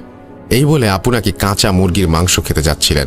মুরগির একটা মাংস মুখে দেবার সময় আপুর শাশুড়ি আর ভাবি দেখলেন আপুকে যেন অদৃশ্য কিছু ধাক্কা দিয়ে ফেলে দিল, মানে মাংসটা খেতে দিল না। এরপর আপু মেঝেতে পড়ে গিয়ে বলতে লাগলেন, আপনাদের দোহাই লাগে, বাবার বাড়িতে পাঠিয়ে দিন আমাকে, ওখানেই সব সমাধান হবে, আমাকে সাহায্য করুন। এই বলেই আপু জ্ঞান হারান। এরপর আপুকে বাড়ি নিয়ে যাওয়া হয়। বাড়ি আসার পর আপু ওনার ছেলের জন্য পাগল হয়ে গিয়েছিলেন। ছেলেকে ছাড়া এক মুহূর্ত থাকবেন না বলে জানান, এবং এও জানান যে শ্বশুর বাড়িও আর যাবেন না। অগত্যা আমার ভাগ্নেকেও নিয়ে আসা হয় বাড়িতে। বাসায় আসার পর আপু আর আমার ভাগ্নের সাথে আমার আম্মু ঘুমাতেন। আম্মু ঘুমাতেন বললে ভুল হবে, আম্মু আসলে রাতের বেলা জেগে জেগে ওনাদের দুজনকে পাহারা দিতেন। এদিকে রাত জাগতে জাগতে আম্মুর শরীরও খারাপ হয়ে যাচ্ছিল আস্তে আস্তে। আপু যেন আস্তে আস্তে একেবারেই বদলে গেলেন। কেউ ওনার কাছে গেলেই তেড়ে আসেন, থুতু ছিটাতেন, আর একেবারেই নামাজ পড়তেন না। ওনারা সামনে কাউকে নামাজ পড়তে দিতেন না। এদিকে হুজুর, কবিরাজ দেখানো চলছিল, তখনও কিন্তু কেউ কোনো সমাধান দিতে পারছিল না। 2 থেকে 1 দিন ভালো, তো পরে আবার সেই সেম অবস্থা। অনেক ভণ্ড মানুষের পাল্লাতে পড়েছি তখন আমরা, বিপদে পড়লে যা হয় আর কি। এর মাঝে আমাদের বাড়ির একদিকের দেয়াল নষ্ট হয়ে যাওয়ায় আমরা রাজমিস্ত্রি এনে সেটা ঠিক করি এবং রুম বড় করার জন্য দেয়ালের দৈর্ঘ্য বাড়িয়ে কাজ করতে শুরু করি। এই কাজ করতে কিছুদিন সময় লাগে। বাসা মেরামতের পরে যেন আপুর সমস্যাগুলো রোজকার হতে থাকলো। উদ্ভট সব কথা বলতেন, যা বোঝা আমাদের কষ্টসাধ্য ছিল। একদিন আম্মু আর আপু আমার ভাগ্নেকে রাতের বেলা পাহারা দিচ্ছিলেন। এমন সময় আম্মুর চোখ লেগে আসে আর আম্মু শুনতে পান একটা হালকা আওয়াজ আম্মুকে বলছে, মা ওঠেন, তাড়াতাড়ি ওঠেন, আপনার নাতিকে বাঁচান, আমি আর পারছি না কিছু করতে, ওঠেন ওঠেন। এরপর আমার আম্মু ঘুম থেকে জেগে উঠে দেখেন আমার আপু আর আমার ভাগ্নে বিছানায় নেই। আম্মু চিৎকার করে আমাদের জাগান আর আপু তার বাচ্চাকে খুঁজে পাওয়া যায় বাথরুমে। আপু বালতিতে পানি ভরে আমার ভাগ্নেকে প্রায় ডুবিয়ে ফেলেছিলেন। আর এই দৃশ্য দেখে জলদি আপুকে ধরে তার হাত থেকে বাচ্চাটাকে নিয়ে চলে আসি আর আপুকে ধরে তার রুমে নিয়ে যেয়ে লক করে দেই। এদিকে আমাদের চিৎকারে মাহিনদের বাসা থেকেও হেল্প করার জন্য সবাই ছুটে আসে। এরপর আমি আর মাহিন হুজুর আর কবিরাজ খুঁজতে লাগলাম। খুঁজতে খুঁজতে ক্লান্ত আর পারছি না। আমাদের কি হবে আপনিই বলুন। আমার কথা শেষ হলে আমি দেখলাম আমাদের বহনকৃত ভ্যান গাড়িটি আমার বাসার সামনে দাঁড়িয়ে আছে। আমি আর মাহিন আশ্চর্য হয়ে গেলাম। এতক্ষণ সময় ধরে কথা বলছি আর ভ্যান গাড়ি একেবারেও মনে হলো না যে কোন মোড়ে বাঁক নিয়েছে। সোজা পথেই মনে হচ্ছিল ভ্যান চলছিল। সোজা পথে তাহলে কিভাবে বাসায় এলাম? আমাদের দেখে হুজুর মুচকি হাসলেন আর বললেন, আমি বলবো না তুই বা তোরা আমাকে বিশ্বাস কর, কিন্তু আমার যা কাজ আমি তা করেই যাব। চল তোদের বাসায় যাই। এই বলে আমাদের বাসায় আসতে চাইলেন। এদিকে অনেক দেরি হয়ে গেছে বিধায় মাহিন তার বাসায় চলে যেতে চাইছিল, কিন্তু হুজুর বললেন, না তুই যেতে পারবি না, তুই সবকিছু সাক্ষী, তোকে তো থাকতেই হবে। এরপর আমার অনুরোধে মাহিন বাসায় আসতে রাজি হলো। অবশেষে হুজুরকে নিয়ে আমরা বাসায় ফিরলাম। হুজুর আব্বুর সাথে দেখা করলেন আর আমার বোনের দরজার সামনে কিছু একটা পড়লেন আর ওনার সাথে থাকা ব্যাগ থেকে একটি সাদা চক বের করে আপুর রুমের দরজার সামনে দাগ দিয়ে দিলেন। এরপর উনি আমাদের সাথে নিয়ে ড্রয়িং রুমে বসলেন আর বললেন, তোদের মেয়ের সমস্যা আমি জানি, এই জন্যই তো আমি এসেছি এখানে। আমি ঘুরে বেড়াই আর যেখানে আমাকে দরকার হয় আমি সেখানে নিজেই চলে যাই। কেউ ডাকলেও আমি যাই না। তোদের মেয়ের সমস্যা শুনবি? আমরা সবাই অধীর অপেক্ষা করছিলাম হুজুর কি বলেন সেটা শোনার জন্য। আমরা হুজুরকে হ্যাঁ বোধক ইশারা জানাতেই হুজুর বলতে লাগলেন, 1500 বছরের বেশি বয়স্ক, নিকৃষ্ট, পাপী, অবাধ্য জিনকে আহ্বান করা হয়েছে তোদের মেয়ের জীবন নাশ করতে। তোদের মেয়ে কেন বেঁচে আছে জানিস? তবে শোন, তোদের মেয়ের দাদা উনি ছিলেন খুব ধার্মিক আর পরহেজগার একজন ব্যক্তি। তোরাও আল্লাহর রহমতে নামাজি আর ধার্মিক। তোর মেয়ের দাদা কয়েকটা জিন পালতেন, এর মধ্যে 3 জনকে তোদের মেয়ের দাদা মৃত্যুর আগে তোদের পরিবারকে রক্ষা করার জন্য জিম্মা দিয়ে যান। কিন্তু এই 1500 বছরের শয়তান জিন তাদের মধ্যে 2 জনকে মেরে ফেলেছে, আর একজন এখনো তোদের মেয়েকে রক্ষা করে আসছে। ওকে মারতে পারেনি কারণ 3 জনের মধ্যে সে সব থেকে শক্তিশালী।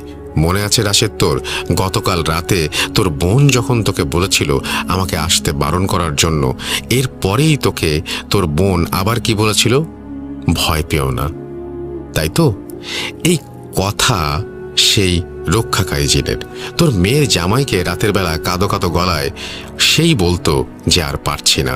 তোদের মেয়ের গর্ভে তোদের নাতি থাকা অবস্থায় ব্যথার উপক্রম করতো যখন শয়তান, তখন সেই রক্ষক জিনই সেটা সমাধান করত। তোদের মেয়ে জামাইকে নামাজে শয়তানটা ধাক্কা দিলে সেই রক্ষক জিনই ওর মাথায় আবার সূরা মনে করে নামাজ পড়তে সাহায্য করে। কাঁচা মাংস খেতে গেলে তোদের মেয়েকে সেই বাধা দিয়েছিল। তোর মেয়ের জামাইয়ের বড় ভাইয়ের ছেলেকেও এই জিনই রক্ষা করেছিল সেদিন। সে তোর পরিবারকে রক্ষা করে আসছে নানানভাবে।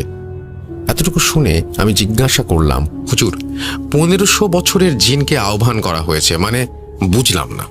আমার কথা শুনে হুজুর হাসলেন আর বললেন, এর উত্তর একজনই দিতে পারে, মাহিন। হুজুরের কথা শুনে আমি আর আমার পরিবার এমন শক খেলাম সেটা বলে আর বোঝাতে পারবো না। আমরা সবাই মাহিনের দিকে তাকাতেই দেখলাম মাহিন প্রচণ্ড রাগ নিয়ে হুজুরের দিকে তাকিয়ে আছে আর বলছে, ভেবেছিলাম কোনোদিন কেউ জানবে না, কিন্তু আপনি কোথা থেকে এসে জেনে গেলেন সবকিছু? আমি এবার প্রচণ্ড রাগ নিয়ে মাহিনের গালে একটা চর বসিয়ে বলি, সবকিছু খুলে বল মাহিন।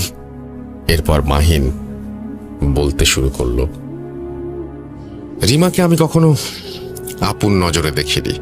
ওকে আমি ভালোবাসতাম, কিন্তু আমার ভালোবাসার কোনো মূল্যও দিত না আর বুঝতেও চাইতো না। কখনো বলতেও পারিনি ওকে। একে তো বন্ধুর বোন, তা আবার বয়সে বড়। ওর বিয়ের কথা উঠলে আমি কি করব ভেবে অনেক কিছু করব বলে ভাবি, কিন্তু আমি ইন্টারমিডিয়েটের এক ছেলে, কী বা করব? শেষমেশ কোনো পথ না পেয়ে আমার মাথায় একটা শয়তানি প্ল্যান আসে। বিভিন্ন জায়গায় অনেক খুঁজে খুঁজে এক তান্ত্রিকের সন্ধান পাই। নিজের জমানো টাকা তার কাছে দিয়ে তার মাধ্যমে রিমার বিয়ে বন্ধ করার জন্য কালো জাদু করি। ভাবছিলাম আর বেশি কিছু করব না, কিন্তু হুজুরের কাছে গিয়ে জাদু কাটিয়ে রিমার বিয়ে দিলি তোরা। রাগে কষ্টে আমি পাগল হয়ে গিয়েছিলাম, তাই আমি রিমার উপর কালো জাদু করে ওকে মেরে ফেলতে চেয়েছিলাম। ও আমার যখন না, তখন কারোর না। রিমার শ্বশুর বাড়ি বেড়াতে গেলে রিমা যে কানের দুল আমার বোনের জন্য দিয়েছিল সেটাও আমি কালো জাদুর কাজে ব্যবহার করেছি। কিন্তু তোরা খুব নামাজি আর রিমার হাজবেন্ড খুব ধার্মিক, তাই ওর সন্তান যখন রিমার গর্ভে, তখন আমি চেয়েও রিমার কোনো ক্ষতি করতে পারছিলাম না। ওদের বাসাটাও বন্ধ ছিল তখন, কিন্তু বাচ্চা হয়ে যাওয়ার আগে রিমা যখন এখানে এলো তোদের বাসায়, তখন আমি ওর ওপরে কালো জাদু করি। কিন্তু তোদের এই বাসা তোদের দাদা সুরক্ষিত করে রেখেছিল, তাই বেশি কিছু করতে পারিনি হুজুরকে ভয় দেখানো ছাড়া।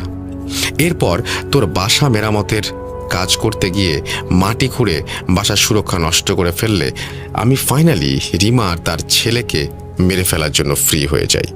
কিন্তু পারছিলাম না সেই ভালো জিনের জন্য, তাই আজ তোকে এই তান্ত্রিকের কাছে নিয়ে গিয়েছিলাম। রিমাকে শেষবারের মতো কালো জাদু করতে কিছু জিনিস লাগতো, সেই কাজে তাই তোকে নিয়ে গিয়েছিলাম। তোর হাত দিয়ে তোর বোনকে মেরে ফেলার প্ল্যান করছিলাম আমি, তোকে নিয়ে গিয়েছিলাম, কিন্তু কোত্থেকে এই হুজুর এসে সব শেষ করে দিল। মাহিনের মুখে সব কথা শুনে আমি হিতাহিত জ্ঞান শূন্য হয়ে মাহিনকে বেধড়ক মারতে গেলে হুজুর আম্মু আব্বুর কথায় থেমে যাই। আমি মাহিনকে বলি, কিভাবে পারলি তুই মাহিন? তোকে তোকে বন্ধু কম ভাই বেশি ভাবতাম। আপুও তোকে কত আদর করত ছোট ভাই হিসেবে। কিভাবে পারলি তুই মাহিন? এটা কি তুই করলি? এই বলে আমি অঝরে কাঁদতে থাকি। আমার কান্না দেখে মাহিন আমার কাঁধে হাত রেখে কাঁদো কাঁদো হয়ে বলে, বন্ধু রাগ আর শয়তানের ধোকায় পড়ে আমি ভুল করেছি, আমাকে মাফ করে দে। রিমাকে ভালো করতে যা করতে হয় আমি করব। মাহিনের কথা শুনে হুজুর মাহিনকে জিজ্ঞেস করলেন, কিভাবে এই কালো জাদু করেছে তোমার তান্ত্রিক? মাহিন বলল, শ্মশান থেকে পুরনো একটি লাশের হাড় ব্যবহার করে এই অবাধ্য জিনকে সেটার মধ্যে বাঁধা হয় এবং সেই হাড়ে রিমা আপুর ব্যবহার করা কাপড়ের টুকরো আটকে সেই জিনকে খোরাক হিসেবে আপুর রূহ দেয়া হবে বলে ওয়াদা করে কালো জাদু করা হয়েছে। আর এই জাদু যেন আর না কাটানো যায় সেজন্য হাড়টাকে একটি মাটির কলসিতে ভরে কলসিটি পানিপূর্ণ করে নদীতে ফেলে দেয়া হয়েছে। মাহিনের কথাগুলো শুনে হুজুর বললেন, মানে না মেরে যাবে না? আচ্ছা, এখনো সময় হয়নি, আমি 4 দিন পর এসে এর সমাধান করার চেষ্টা করব, বাকিটা আল্লাহর ইচ্ছা। এই 4 দিন বাসায় মাদ্রাসার ছাত্র আনাবি তোরা, 1 মিনিটের জন্য যেন কোরআন পড়া বন্ধ না হয়। তোরা নিজেরাও পড়বি, নামাজ পড়বি, জিকির করবি, দোয়া করবি। আমি বাসা বন্ধ করে দিয়ে যাচ্ছি। এই বলে হুজুর বাসা বন্ধ করে চলে গেলেন। এরপর আমাদের বাসায় হুজুরের কথা মতো কোরআন পাঠ শুরু হয় মাদ্রাসার ছাত্রদের নিয়ে এসে। আমার ফরজ নামাজ সহ সকল নামাজ আদায় করি এই 4 দিন। এই 4 দিনে শুরুর দিকে আপুর থেকে চিৎকার শুনতে পেতাম যে কেউ ভেতর থেকে বলছে, বন্ধ কর বলছি, আমি আর পারছি না। এরপর আপু নিজেই আবার বলতেন, আল্লাহর কালামের শব্দ শয়তানের কানে বিষ, তোর দিন শেষ হয়ে আসছে, ইনশাআল্লাহ এবার সব ঠিক হয়ে যাবে। এরপর থেকে আপুর রুম থেকে আর আওয়াজ শুনতে পাইনি আমরা। এই 4 দিন সকাল সন্ধ্যা রাত আপুকে খাইয়ে দিতেন আম্মু। 4 দিন পর সন্ধ্যায় হুজুর আমাদের বাসায় আসলেন। উনি আপুর রুমের সামনে গিয়ে সেদিনের দেয়া চকের দাগের একটা কোনায় কেটে ঢুকে পড়লেন। হুজুরকে দেখে আপু হুজুরকে খুব সুন্দর করে সালাম দিল। হুজুর আপুর সালামের উত্তর নিয়ে বললেন, আল্লাহ তোর ওপর আরো রহমত দান করুন। নাম কি তোর? তুই কি এই পরিবার রক্ষা করছিস? আল্লাহ এর ইনাম দেবে তোর জন্য, অপেক্ষা করবে ইনশাল্লাহ। এখন থেকে তুই সাহায্য করবি এবং মেয়েটাকে সুস্থ করতে। কি করবি তো? হুজুরের কথা শুনে আপু বললেন, ইনশাল্লাহ হুজুর, আমার নাম হামজা।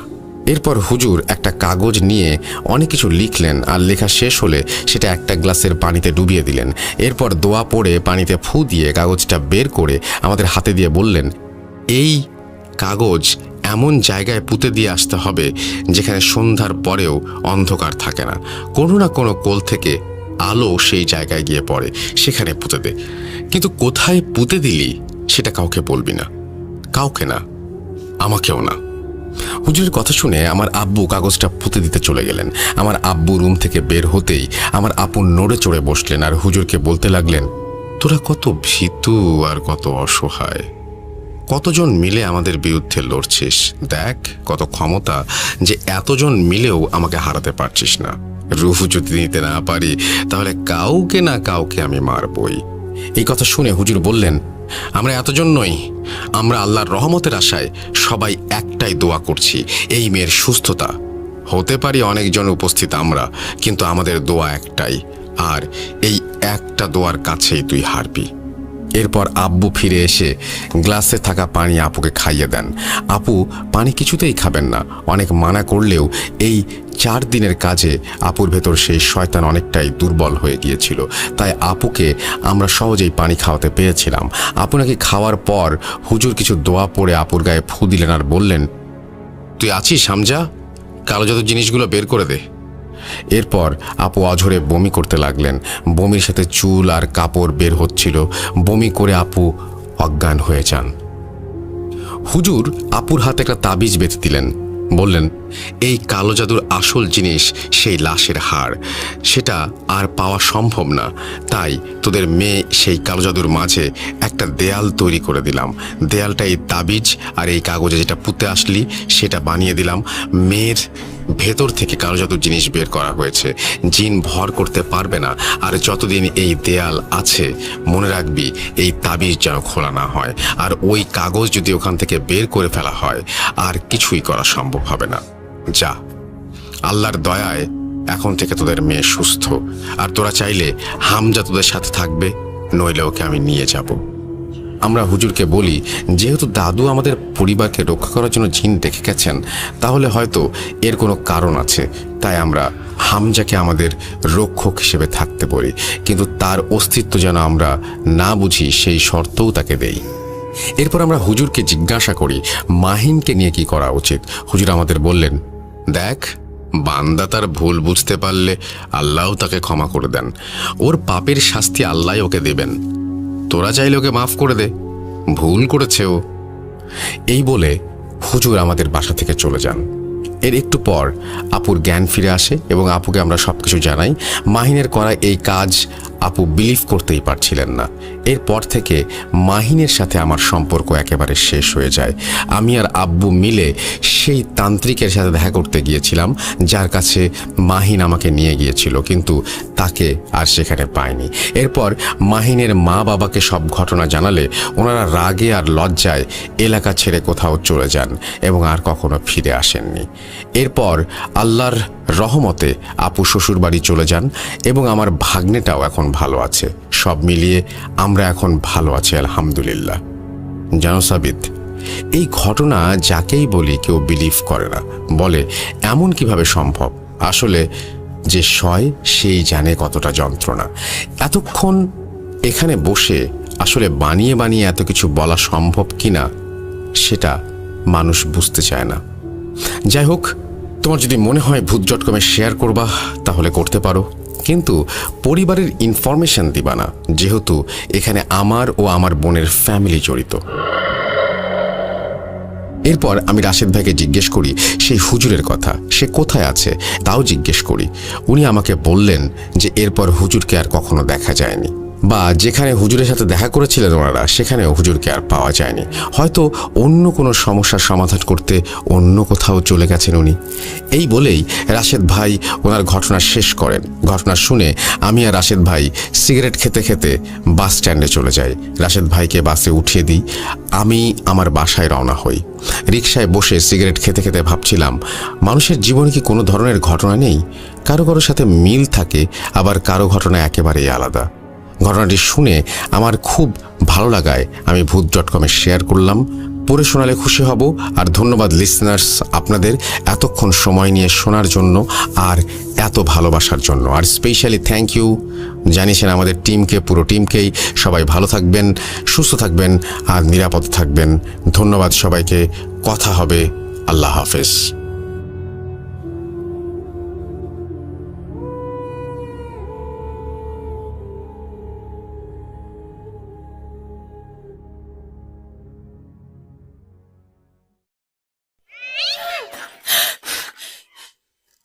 আজ আবার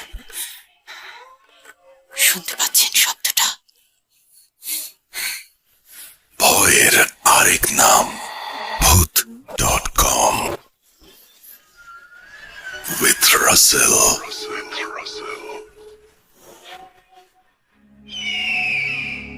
হ্যালো রাসেল ভাই, আশা করছি আপনি ভালোই আছেন।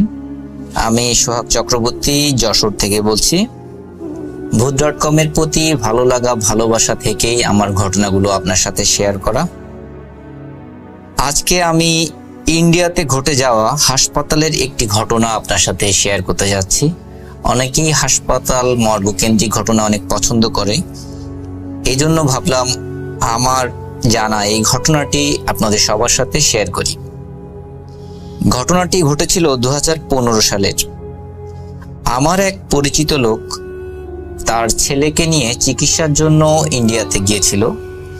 বলে রাখা ভালো, ওনার স্ত্রী কিছুদিন আগে মারা গিয়েছিল এবং ওই ব্যক্তিও গুরুতর অসুস্থ ছিলেন। তার ছেলের বয়স 15-16 বছর।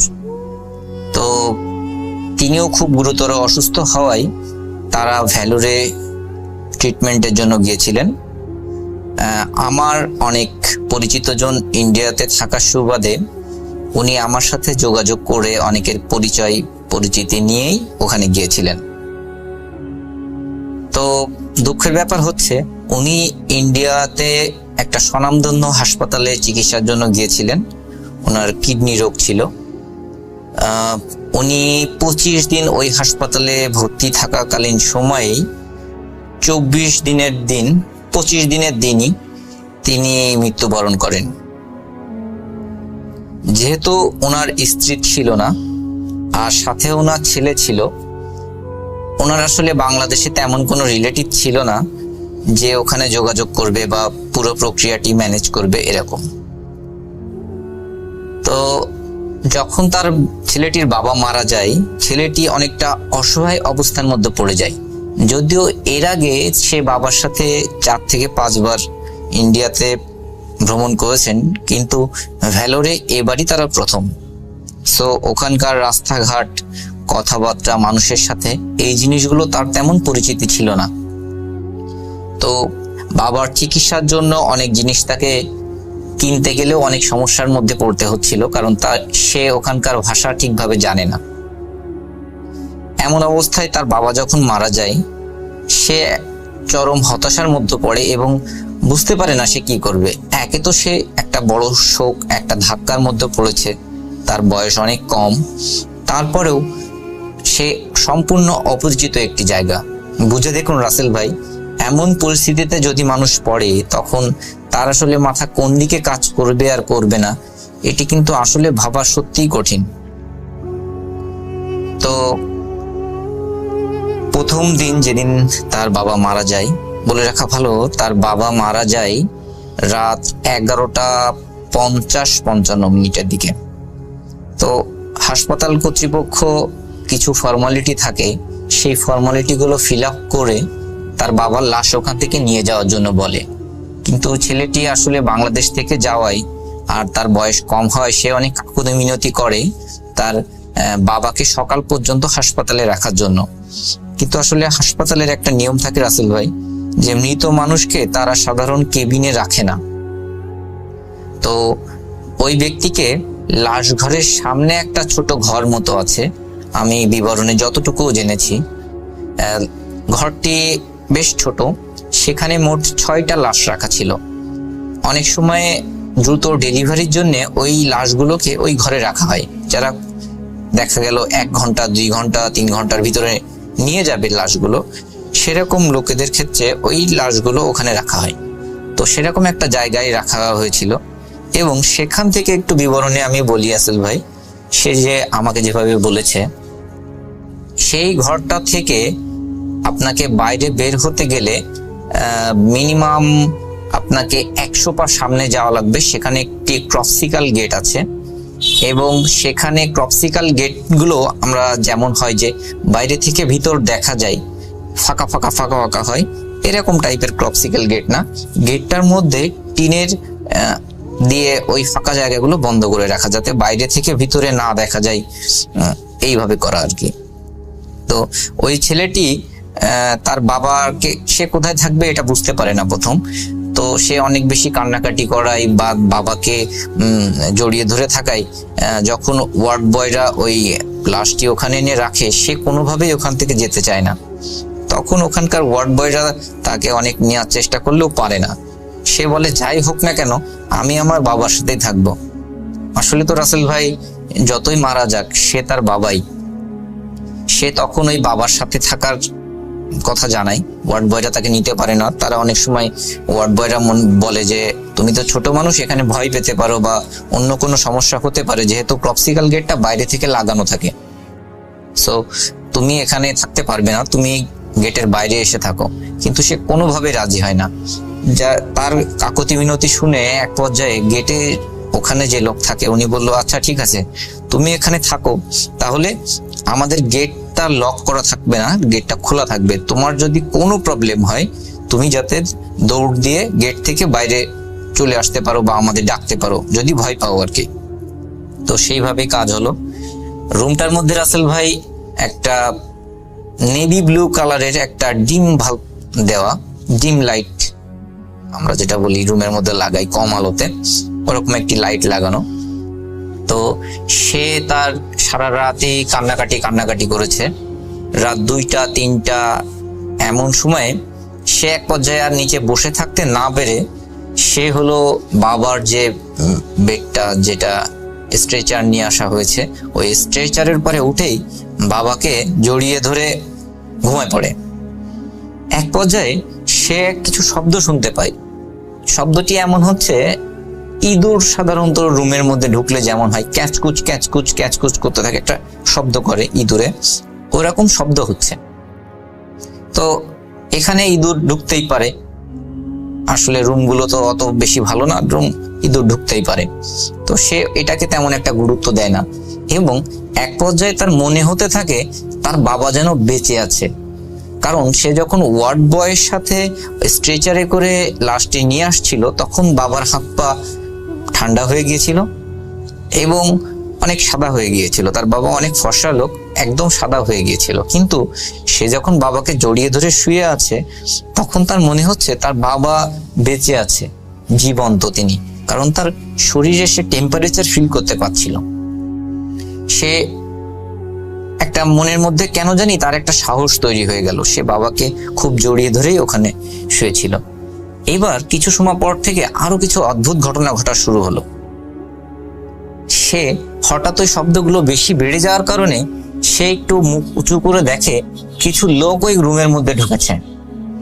লোকগুলো একেবারে স্পষ্ট না, তারা কিছু কালো কাপড় পরা, কালো জ্যাকেট টাইপের পরা এরকম কিছু লোক, এবং লোকগুলো হেঁটে হেঁটে কিছু লাশের পাশে যাচ্ছে, লাশের কিছু অংশ উঁচু করছে এবং তারা কিছু কাঁটা জিনিস এনেছে সাথে করে, সেইগুলো দিয়ে লাশের কিছু অংশ কোপ দিয়ে দিয়ে কাটছে, কেটে কেটে তারা একটা প্যাকেট মতো আনছে, ওই প্যাকেটের মধ্যে ভরছে। এই জিনিসগুলো দেখে উনি কিন্তু সে কিন্তু খুবই ভয় পেতে শুরু করে, কারণ সে তো এমন জিনিস কখনো দেখেনি। তারপরেও সে মনে করছে হয়তো এটা হাসপাতালের কোনো লোক হতে পারে, কারণ লাশ কেটে নিয়ে যাচ্ছে, এটা বাইরের লোক হবে এটা তো আসলে সে বুঝতে পারে না। কিন্তু এই ব্যাপারগুলো সে দেখছে, আবার মুখ লুকিয়ে পড়ছে যাতে তার এই জিনিসগুলো না দেখতে হয়। কিন্তু তার কাছাকাছি যখন ওই লোকগুলো চলে আসছে তখন পাশের একটা লাশকে যখন ওইভাবে হাত কাটছে, পা কাটছে বা শরীরের অন্য অংশ কেটে নিচ্ছে, তখন হঠাৎ সে দেখে পাশের সে একজন মহিলা। সে বলছে, আরে এই লোকের চোখ দুটো কত সুন্দর, বলেই সে দেখে আঙুল দিয়ে তার চোখটা টান দিয়ে তুলে ফেললো। এবং চোখটা যখন আঙুল দিয়ে টান দিয়ে তুলে ফেললো রাসেল ভাই, সে তো বয়স অনেক কম, সে দেখছে যে চোখের নিচে অনেকটা লম্বা ফিতার মতো অনেক কিছু একটা মাথার মধ্যে থেকে বের হয়ে আসলো, এবং ওই মহিলা কিছু না বলে বলছে এটা অনেক সুস্বাদু হবে বলে মুখে ঢোকা দিল। এখন সে এই ব্যাপার দেখে এতটাই ভয় পেয়েছে যে আসলে কি বলবে কি বলবে না। আরো রাসেল ভাই আরো অবাক করার ব্যাপার হচ্ছে, সে ওখানে কারোর সাথে ঠিকভাবে কমিউনিকেট করতে পারছে না কথা বা ভাষার কারণে, কিন্তু ওখানে যে লোকগুলো আছে সবাই তারা বাংলা ভাষাতে কথা বলছে।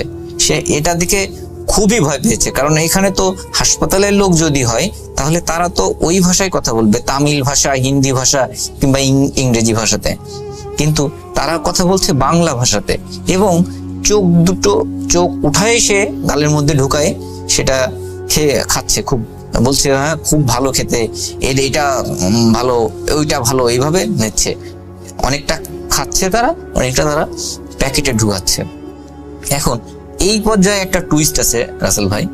ওই যে আমি প্রথমে বলছিলাম ছেলেটা প্রথম যখন বাবার বুকের পরে উঠে চিন্তা করলো যে বাবা জীবন্ত, একটা সাহস ফিল হলো, এই ব্যাপারটা আরো পরে ইন্টারেস্টিং হয়ে যায়। সে যখন ভয় পেতে থাকে এবং বাবাকে জোরে চেপে ধরে তখন তার বাবার একটা হাত তার গায়ের উপর দিয়ে এসে পড়ে, একদম আমরা এক হাত দিয়ে যদি কাউকে জড়িয়ে ধরি ঠিক যেভাবে জড়িয়ে ধরা হয় সেইভাবে জড়িয়ে ধরে। এখন এইটাই কিন্তু আমরা স্বাভাবিকভাবে ভয় পাবো, কিন্তু ওই ছেলেটি এতই ভয় পেয়েছিল যে যখন তার বাবার একটা হাত জড়িয়ে ধরার মতো তাকে জড়িয়ে ধরে খুব শক্তভাবে, তখন সে খুব বেশি সাহস পেতে থাকে। সে তখন আর এটা ভয় পায় না। এইভাবে সে কত বেলা ভয়তে ছিল বা সেন্সলেস হয়ে গিয়েছিল এটা সে জানে না। ভোরবেলায় যখন দেখে বাইরে থেকে কিছু আলো আসছে ওই রুমের মধ্যে, তখন দেখে ওই রুমের মধ্যে আসলে কেউ নাই, আর তার বাবার হাত কিন্তু ওইভাবে আর ধরে নেই, হাত কিন্তু আবার সোজা হয়ে গেছে। সে আসলে যতটা ভয় পেয়েছিল ওই সময়, কিন্তু পরবর্তীতে সে অনেকটাই বেশি অবাক হয় যেটা কি হলো আমার সাথে। তখন সকাল হলে সে বাইরে গিয়ে ওয়ার্ড বয় যারা ওখানে 2-1 দিন কথা বলে যাদের সাথে মোটামুটি পরিচিত হয়েছিল তাদের সাথেই বলে ঘটনাটি এরকম। তখন ওয়ার্ড বয়রা বলে যে আসলে তোমার বয়স কম বলে তোমাকে আমরা ওখানে রাখতে চাচ্ছিলাম না, এই কারণেই। এখানে এরকম প্যারানর্মাল কিছু ঘটনা ঘটে। অনেকেই দেখে যে এখান থেকে লাশ কেউ খেয়ে যাচ্ছে, অনেক সময় বাস্তবিকভাবেও লাশের কিছু অংশ গায়েব হয়ে যায়।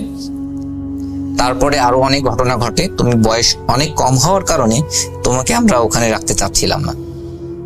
সো এটা ছিল ঘটনা। পরবর্তীতে ওই ছেলে আমার সাথে ফোনে কথা বললে আমি ওখান থেকে কিভাবে আসবে সেটা নিয়ে আমি তাকে সব পরামর্শ দিই। সে লাশ নিয়ে আর দেশে ফিরতে পারে না, ওখানেই তার বাবার লাশের সৎকার করে সে বাংলাদেশে চলে আসে এবং বাংলাদেশে আসার পরে সম্পূর্ণ ঘটনাটি আমার সাথে শেয়ার করে। আমি আজকে সেই ঘটনাটি আপনার সাথে শেয়ার করলাম রাসেল ভাই। যদি আপনার ঘটনাটি পছন্দ হয় তো শ্রোতাদের উদ্দেশ্যে আপনি প্রচার করবেন। আর ভালো থাকবেন। ধন্যবাদ রাসেল ভাই।